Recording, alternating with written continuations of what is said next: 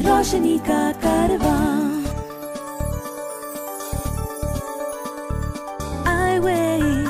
इस कार्यक्रम के प्रस्तुतकर्ता हैं Rajiv Gandhi Foundation, Tech Mahindra Foundation और स्कोर फाउंडेशन। रोशनी जो करती है अंधेरे को दूर, रोशनी जो लाती है दिल में नूर, रोशनी जो दिखाती है रास्ता।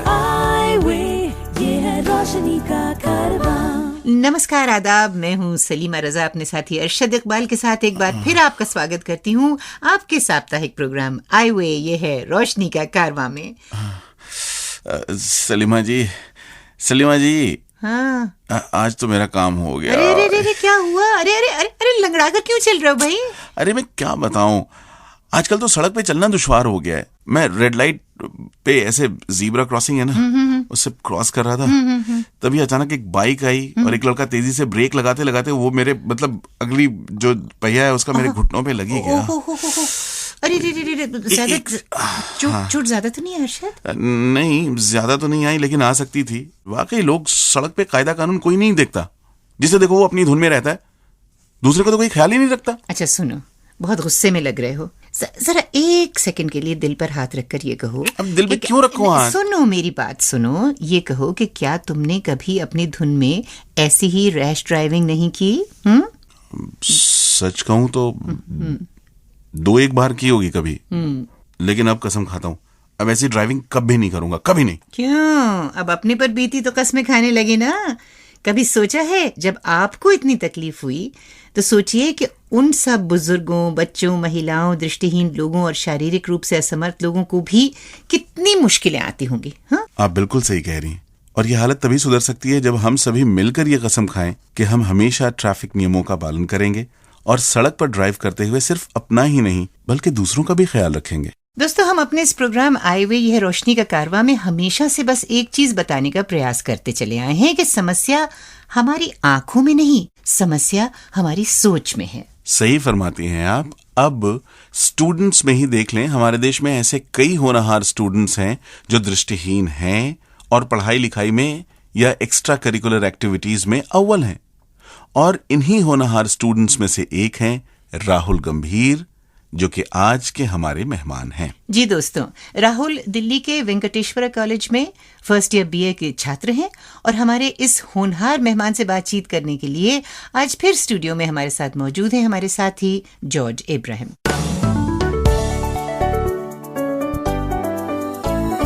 राहुल नमस्कार। आजकल आप वेंकटेश्वरा कॉलेज में पढ़ रहे हैं, तो आपके कॉलेज के एक्टिविटीज के बारे में थोड़ा बताइए। अभी फिलहाल जो मैं कॉलेज में रोल प्ले कर रहा हूँ, एक सेंट्रल काउंसलर का रोल प्ले कर रहा हूँ, जिसको कॉलेज में जो एक्टिविटीज हो रही हैं उनको कोऑर्डिनेट करना होता है, उनको ऑर्गेनाइज करना होता है। ये जो पद है बिल्कुल पूरे चुनाव के साथ ही पद का डिक्लेयर किया जाता है। तो ये कॉलेज लेवल में पढ़ाई आप कैसे मैनेज करते हैं? ब्रेल इस्तेमाल करते हैं या रिकॉर्डिंग्स इस्तेमाल करते हैं या ई टेक्स्ट इस्तेमाल करते हैं? तो लेक्चर्स जो होते हैं उनको रिकॉर्ड करने की कोशिश की जाती है, नहीं तो बाद में किसी की सहायता लेकर रिकॉर्डिंग भी करवाई जा सकती है।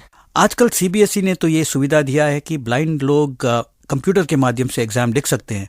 क्या आपने इसका फायदा उठाया जब आपने 12वीं कक्षा का परीक्षा दिया? देखिए, जो स्कूल के जो अपने अंदर के जो इम्तिहान होते हैं, हाँ जी, वो मैंने कंप्यूटर पे दिए। जहाँ तक कि बोर्ड की बात है, जो बोर्ड्स के जो एग्जाम थे वो मैंने स्क्राइब की सहायता से दिए और कंप्यूटर से देना चाहता था, लेकिन कुछ परिस्थितियां ऐसी थी कि दे नहीं पाया। स्कूल में आपने मैथ्स और साइंस भी पढ़ा, ब्लाइंड होते हुए आपने ये कैसे हैंडल किया? मैथ्स और साइंस में जो दिक्कत आती है वो आती है डायग्राम्स के वक्त।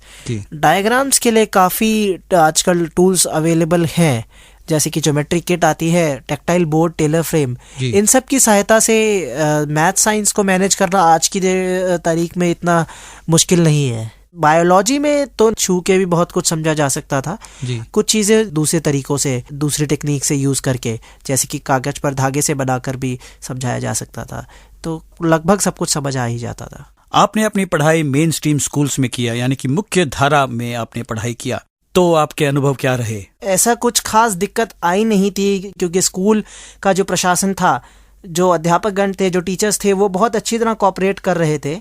जो भी नोट्स वगैरह बच्चों को दिए जाते थे पढ़ने के लिए लिखित तौर पर, उनका हमको ई टेक्स्ट यानी कि कंप्यूटर पे हमें प्रोवाइड किया जाता था, जिससे कि हम उसको कंप्यूटर पे सुन पाए और रिजल्ट भी काफी अच्छा रहता था। तो 10th स्टैंडर्ड एग्जाम्स में आपका रिजल्ट कैसे रहा? 10वीं कक्षा का जो 5वां मेरा स्थान था, 86% अंक थे मेरे, जिसमें से जो मेरा एक कंप्यूटर एप्लीकेशन का जो एक सब्जेक्ट होता है, उसमें मेरे 99 अंक थे, जो अभी तक का अमंग्स विजुअली इम्पेयर्ड्स की मैं बात कर रहा हूँ, अभी तक का हाईएस्ट रिकॉर्ड। और 12वीं में जो मेरा रिजल्ट रहा है वो काफी संतोषजनक रहा है। बेस्ट ऑफ 4 में रहा है 80%। ऑल 5 सब्जेक्ट्स में मेरा 78% अंक रहा है। राइट। 12th में भी आपने कंप्यूटर साइंस किए थे या? जी, मैंने किया था और मेरे को इसमें 87 अंक प्राप्त हुए थे। स्कूल में पढ़ाई के अलावा आपके एक्टिविटीज क्या थे? जैसे मैं कॉलेज का काउंसिल का पार्ट हूँ, स्कूल में भी कुछ ऐसा ही था। हमारा स्कूल अपॉइंटीज का ग्रुप हुआ करता था, जिसमें अलग अलग काउंसिल्स हुआ करते थे, अलग अलग सब्जेक्ट्स के लिए अलग अलग संघ बना दिए जाते थे। तो मेरा जो था एक उपभोक्ता संरक्षण संघ था, कंज्यूमर केयर काउंसिल, उसके प्रेसिडेंट की पोस्ट पे मेरे को अपॉइंट किया गया था। तो इसमें मेरे को एक टारगेट दिया गया था कि आपको साल के अंत तक एक कंपटीशन या एक कोई इवेंट जो कि इंटर स्कूल होना चाहिए वो ऑर्गेनाइज करवाना है। तो इसके लिए मैंने एक इंटर स्कूल कंपटीशन ऑर्गेनाइज करवाया था, जो 2 दिन तक चला था और काफ़ी एक्टिविटीज़ इसमें हम लोगों ने ऑर्गेनाइज करवाई थी। और काफ़ी कंज्यूमर एक्टिविस्ट लोगों ने भी हमको विजिट किया था। इसमें 6-7 महीने का वक्त लगा था इसको ऑर्गेनाइज करने में। कोई गाना है जो आप सुनना चाहेंगे? जी बिल्कुल, मैं डॉन का गाना सुनना चाहूंगा इस वक्त। अमिताभ वाला डॉन या शाहरुख खान वाला? शाहरुख खान वाला डॉन। तो गाना हो जाए। अरे तुम का बताई भैया हमरा हाल का है, बता दे। निकले थे हम हलवा खाने, मुंह ही जल गया है।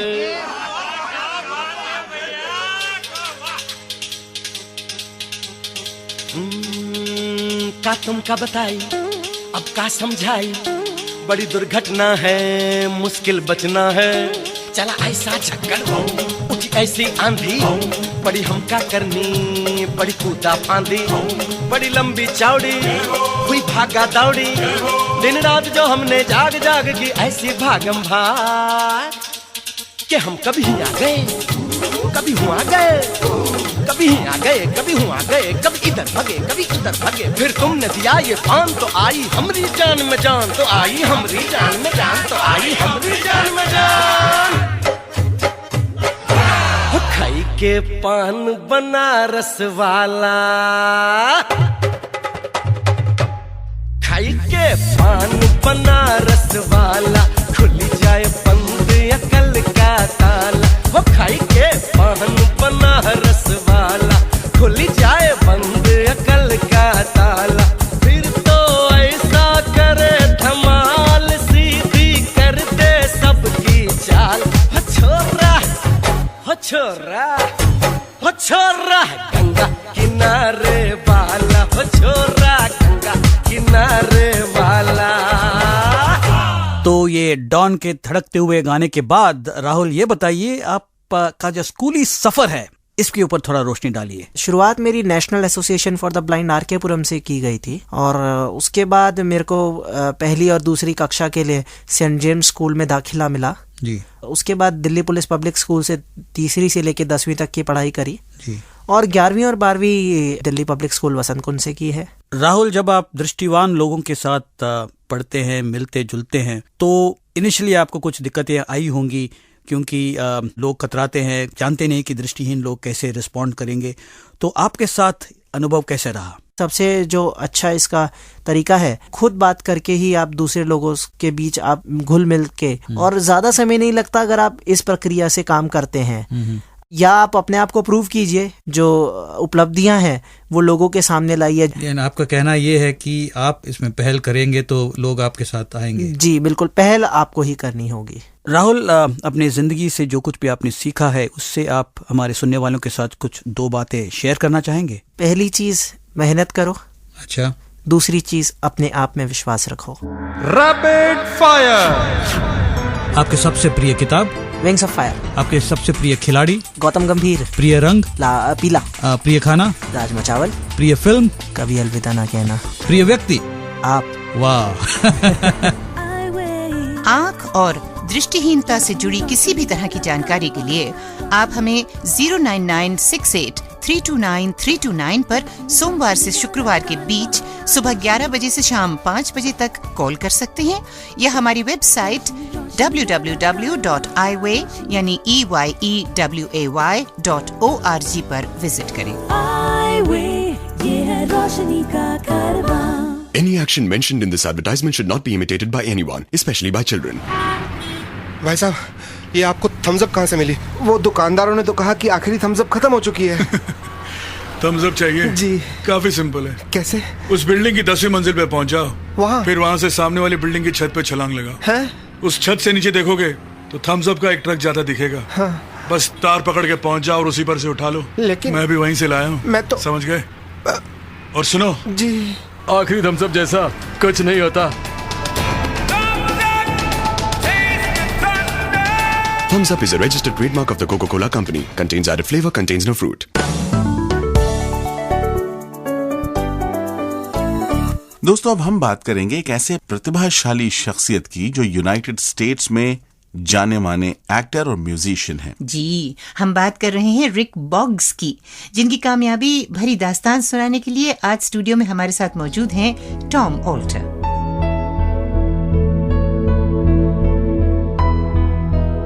रिक बॉग्स, जिनका जीवन इस बात की जीती जागती मिसाल है कि कैसे इंसान अपने दुर्भाग्य को सौभाग्य में बदल सकता है। मात्र 5 वर्ष की छोटी आयु में ही अपनी आंखों की रोशनी खो देने वाले रिक ने अपने करियर की शुरुआत दी विजर्ड नामक टीवी सीरियल और फॉलो माई लीडर नामक फिल्म में एक छोटा सा रोल निभाकर की थी, जिसे देखकर लोगों को उनकी काबिलियत परखने में देर न लगी। रिक को काम मिलता गया और उन्होंने अभिनय की दुनिया में अपना नाम रोशन कर दिया। उन्होंने कई फिल्मों, टीवी सीरियल और नाटकों में काम किया, जिनमें लोगों ने उनकी अदाकारी को बहुत सराहा। अभिनय के अलावा रिक को संगीत का भी बेहद शौक है। वो खुद अपने गाने लिखते हैं और उन्हें गाते भी हैं। साथ ही कई तरह के वाद्य यंत्र भी बजाते हैं। उनके गाए कई गानों को पुरस्कारों से सम्मानित किया जा चुका है। रिक की ये उपलब्धियां यहां समाप्त नहीं होती। वो एक पेशेवर साउंड इंजीनियर और ऑडियो प्रोड्यूसर भी हैं। वर्ष 1999 में उन्होंने VCTV नामक एक कंपनी संस्थापित की थी, जो शारीरिक रूप से असमर्थ लोगों को तकनीकी प्रशिक्षण देने के प्रति समर्पित है। उनके ये सार्थक प्रयास के लिए उन्हें 2003 में प्रतिष्ठित कैलिफोर्निया गवर्नर्स ट्रॉफी से सम्मानित किया गया था। इसके अलावा उन्हें पेंटिंग का भी बेहद शौक है और उनकी बनाई पेंटिंग्स को पुरस्कारों से भी सम्मानित किया जा चुका है। आज रिक एक बेहद व्यस्त कलाकार और संगीतकार है, पर इसके बावजूद वो शारीरिक रूप से असमर्थ लोगों के हित के लिए बढ़ चढ़कर अपना योगदान देते हैं।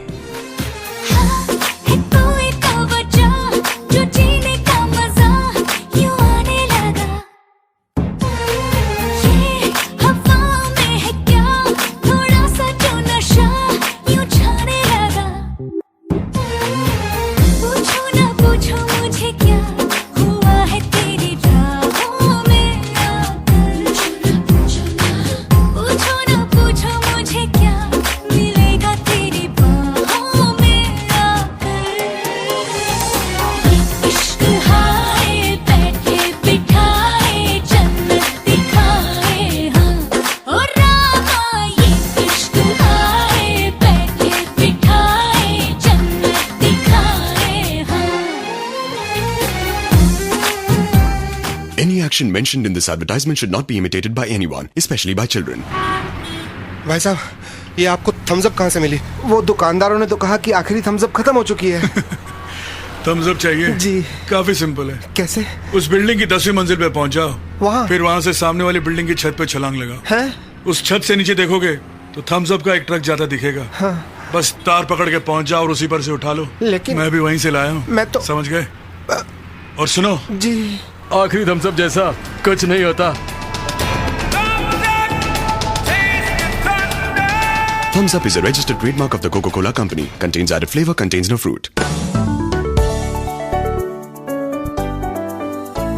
भाई जैसा कि आप सभी जान ही गए होंगे कि स्कोर फाउंडेशन की एक हेल्प डेस्क है जहां लोग कॉल करके या फिर लिखकर आंखों की दृष्टिहीनता से संबंधित अपने मुद्दों को लेकर लगातार संपर्क करते रहते हैं। जी मेडिकल लिहाज से retinitis pigmentosa, macular degeneration, retina detachment जैसी रेटिना से संबंधित समस्याओं के बारे में हमसे कई सवाल पूछे गए हैं और इन्हीं सवालों का विस्तार पूर्वक जवाब देने के लिए आज हमने अपने स्टूडियो में दिल्ली के एक जाने माने रेटिना एक्सपर्ट यानी कि डॉक्टर साइरस श्रॉफ को बुलाया है और जिनसे बात करेंगे प्रणय गड़ोदिया। डॉक्टर साइरस श्रॉफ, सबसे पहले हम आपसे जानना चाहेंगे कि रेटिना यानी आंखों का पर्दा क्या होता है और इसका फंक्शन क्या होता है। आंख के अंदर का पर्दा सबसे इनर मोस्ट लेयर होता है आई का, जो रेटिना, उसको एक कैमरा के फिल्म से कंपेयर किया जा सकता है। जो रोशनी पड़ती है या जो हम चीज़ देखते हैं उसका जो आकार है वो रेटिना के द्वारा ही उसको पहले रिसीव करके और फिर उसके जो सब इम्पल्सेस हैं वो दिमाग तक पहुंचाया जाता है ऑप्टिक नर्व के द्वारा। अगर हम हमारे डॉक्टर श्रॉफ हेल्प डेस्क पे आने वाली क्वेरीज पे ध्यान दें तो कई सारे लोग जो कॉल करते हैं या ईमेल करते हैं उन्होंने बताया कि उन्हें रेटिनाइटिस पिगमेंटोसा है जिसके कारण उनकी आंखों की रोशनी कम हो रही है या हो चुकी है। तो प्लीज हमें इस रेटिनाइटिस पिगमेंटोसा यानी आरपी के लक्षणों के बारे में बताएं और आंखों में एग्जैक्टली इसमें होता क्या है ये भी बताएं। रेटिनाइटिस पिगमेंटोसा एक बीमारियों का ग्रुप है, एक मर्ज है जिसमें कि पर्दे के सेल्स जो हैं वो धीरे धीरे कमज़ोर होते जाते हैं। फाइनली पूरे पर्दे को ही ये असर करता है। सबसे पहले इसमें रात में या डिम लाइट में देखने का प्रॉब्लम होता है और साथ साथ नज़र का दायरा है, जो विजुअल फील्ड जिसको कहते हैं, वो कम होता जाता है, जिससे कि जैसे रोड क्रॉस करने में प्रॉब्लम होती है कि साइड से कोई गाड़ी आई या कोई वस्तु आई तो एकदम से पता नहीं चलता। और धीरे धीरे महीन नज़र होती है, रीडिंग विजन, उसको भी इफेक्ट कर सकता है, बट वो ज़रूरी नहीं है। इसके रेटिनाइटिस पिगमेंटोसा के भी बहुत सारे अलग अलग किस्म के होते हैं। तो किसी में ये काफ़ी कम उम्र में स्टार्ट होके और काफ़ी ज़्यादा नज़र पे असर पड़ सकता है और बीच नज़र भी जा सकती है, और कई लोगों को ये काफ़ी देर से भी शुरू होता है। तो डॉक्टर श्रॉफ, आरपी होने के कारण क्या क्या होते हैं? बेसिकली ये एक जेनेटिक डिसऑर्डर है। इसके एक पर्सन के पैदाइश से ही उसके जो जीन्स में है इसका वो कोडिंग ऑलरेडी हुआ होता है। तो ये कोई बाहरी वजह से नहीं होता, अंदरूनी ही एक तरह से मर्ज है। इसके बहुत अलग अलग किस्म के almost 100 different genetic mutations identify हुए हैं जिसकी वजह से ये रेटिनाइटिस पिगमेंटोसा हो सकता है। और इसके जो एक पीढ़ी से दूसरे पीढ़ी में भी ये जाता है, तो उसके भी जो अलग अलग किस्म के मोड्स हैं उसके ट्रांसमिशन के, जैसे ऑटोसोमल डोमिनेंट होता है जिसमें कि वो हर एक पीढ़ी में आता जाता है, और ऑटोसोमल रिसेसिव होता है जिसमें कि दो इस तरह के डिफेक्टिव जीन्स जब दोनों साइड से कंबाइन हो तब जाके इसका मैनिफेस्टेशन होता है, अदरवाइज इसका प्रैक्टिकल लाइफ में इसका असर नहीं पड़ता है। या फिर एक थर्ड मोड होता है जो सेक्स लिंक्ड रिसेसिव कहते हैं उसको। तो 3 किस्म के ट्रांसमिशन इसमें होते हैं। तो ऑटोसोमल रिसेसिव जो है वो इनमें सबसे कॉमन है। डॉक्टर साहब, रेटिनाइटिस पिगमेंटोसा से क्या बचाव मुमकिन है? और अगर किसी को रेटिनाइटिस पिगमेंटोसा है तो उसकी जो नज़र कम हो रही है धीरे धीरे, क्या वो नज़र कम होना रोका जा सकता है? रेटिनाइटिस पिगमेंटोसा को बढ़ने से रोकने का भी अभी तक कोई डेफिनेट उपचार कोई अभी तक नहीं हुआ है। कई इसमें ट्रायल्स की गई हैं, बट अभी तक ये पूरी तरह एस्टेब्लिश नहीं हो पाया कि इनमें से कोई भी चीज़ इसको बढ़ने से एक्चुअली रोक पाती है या नहीं। प्रिवेंशन का जहाँ तक सवाल है, मैं तो प्रिवेंशन मेनली इसमें सिर्फ एक तरीका है कि जेनेटिक काउंसलिंग, पेशेंट के अलावा उसके फैमिली और बाकी परिवार के सब लोगों को पूरी तरह से सबकी जांच की जाए, और अगर ये एस्टेब्लिश हो सकता है कि ये किस तरीके से ट्रांसमिट हो रहा है, ऑटोसोमल रिसेसिव या डोमिनेंट या सेक्स लिंक्ड रिसेसिव, तो उस तरीके से फिर जेनेटिक काउंसलर एडवाइस दे सकते हैं कि इस पर्सन को चिल्ड्रन इनके होने चाहिए या नहीं मैरिज के द्वारा। तो वही एक तरीका है इसको प्रिवेंट करने का, ताकि इसके नेक्स्ट पीढ़ी में ना आए। डॉक्टर श्रॉफ, कई बार लोग अपने बच्चों की पढ़ाई बंद करवा देते हैं। ये सोचते हैं कि रेटिनाइटिस पिगमेंटोसा के साथ अगर वो पढ़ते रहेंगे तो उनकी आंखें जल्दी खराब हो जाएगी। क्या इस बात में कोई सच्चाई है? इस बात में प्रणय बिल्कुल ही सच्चाई नहीं है। अगर किसी को रेटिनाइटिस पिगमेंटोसा है तो कुछ भी काम करने से रोकने की आवश्यकता नहीं है, बल्कि ज़्यादा से ज़्यादा उसको प्रोत्साहन देना है, एनकरेजमेंट देना है कि जितना भी कर सके हैं उतना कर सकते हैं, उतना करें और उससे भी ज़्यादा करें। आँख को यूज़ करने से वो कमज़ोर नहीं होती, वो स्ट्रॉन्गर ही होती है, उसमें ताकत बढ़ती है और उसके लिए बल्कि उसको उत्साह बढ़ाना चाहिए करने के लिए। तो यानी कि लोग अपनी गलत सोच को साइड में रखें और आगे चले, भले ही दूसरे रास्ते अपनाकर, बट जिंदगी को आगे बढ़ाएं। बार बार हाँ बोलो यार हाँ, अपनी जीत हो उनकी हार हाँ, कोई हमसे जीत न पावे, चले चलो चले चलो, मिट जावे जो टकरावे, चले चलो भले घोर अंधेरा छावे, चले चलो कोई राह में ना थम जावे, चले चलो टूट गई जब उंगली उठी, पांचों मिली तो बन गई मुट्ठी, एका बढ़ता ही जावे, चले चलो कोई कितना भी बहकावे, चले चलो कोई हमसे जीत न पावे, चले चलो मिट जावे जो टकरावे, चले चलो।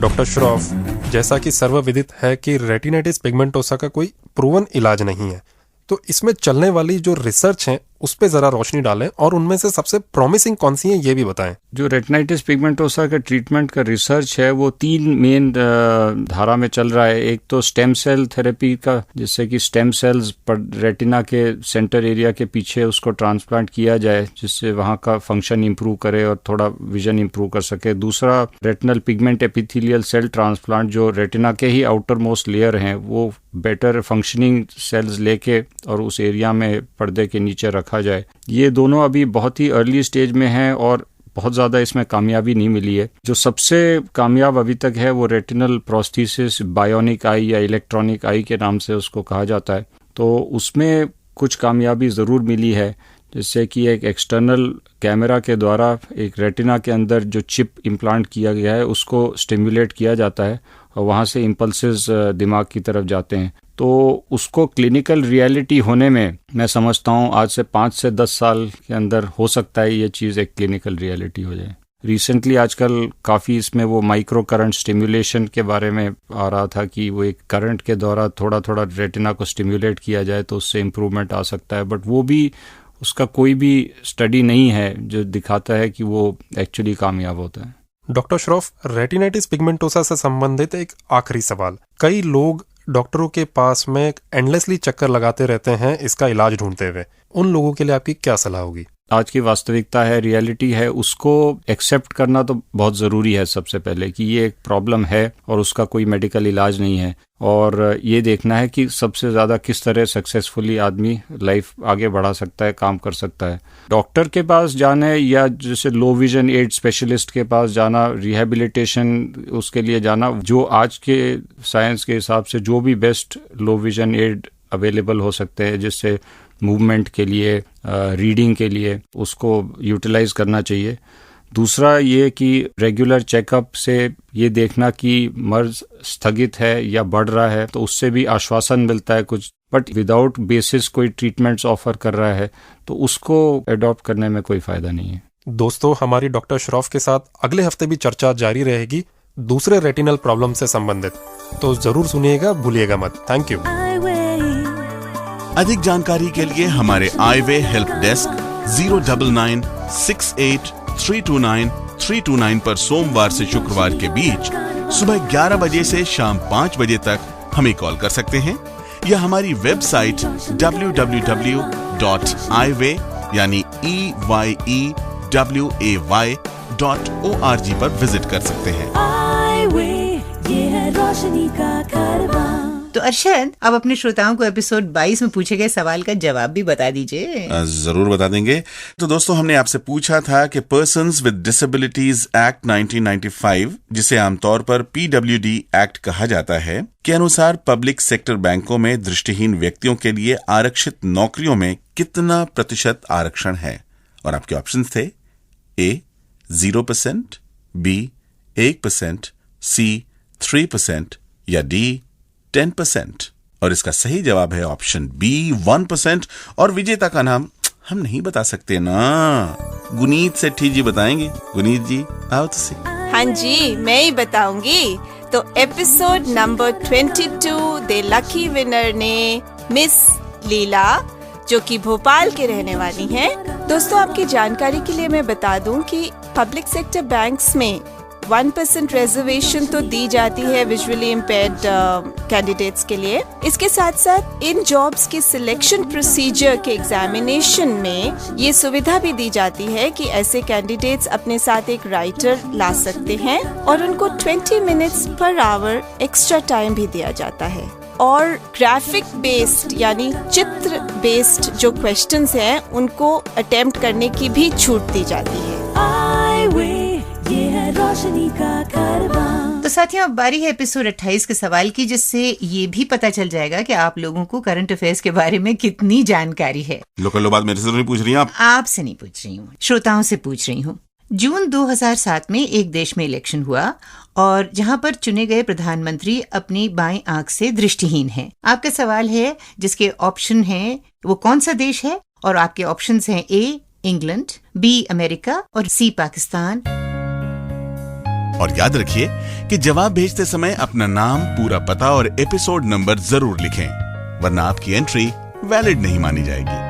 इस सवाल का जवाब 7 दिनों के अंदर हमें इस पते पर लिख भेजिए। प्रोग्राम आई वे ये है रोशनी का कारवां, care off score foundation, post bag number 3903, new Delhi 49। आप हमें SMS भी कर सकते हैं। नंबर नोट कर लीजिए 09968329329 और आप अपना जवाब ब्रेल में भी भेज सकते हैं, या हमारी ईमेल आईडी भी नोट कर लें, radio@iway.org पर लिखें। सलीमा जी, मरहम पट्टी भी करानी है। किसे? मुझे तो नहीं करवानी। नहीं, मुझे करानी है। आप जरा श्रोताओं से इजाजत तो ले लीजिए। अरे हाँ, अरे हाँ, आज तो मैं भी नहीं चाहूंगी कि देर की जाए। इन्हें इजाजत दीजिए। हाँ दोस्तों, फटाफट इजाजत दे दीजिए। हाँ, अगले हफ्ते इनसे फिर मुलाकात होगी और साथ साथ मैं भी होंगी। लीजिए, तब तक के लिए हम कहेंगे खुदा हाफिज। खुदा हाफिज। लेकिन अरशद, रैश ड्राइविंग नहीं करूंगा। ये है रोशनी का कारवां।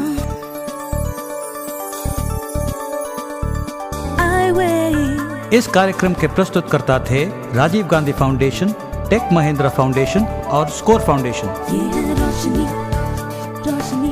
का कारवां।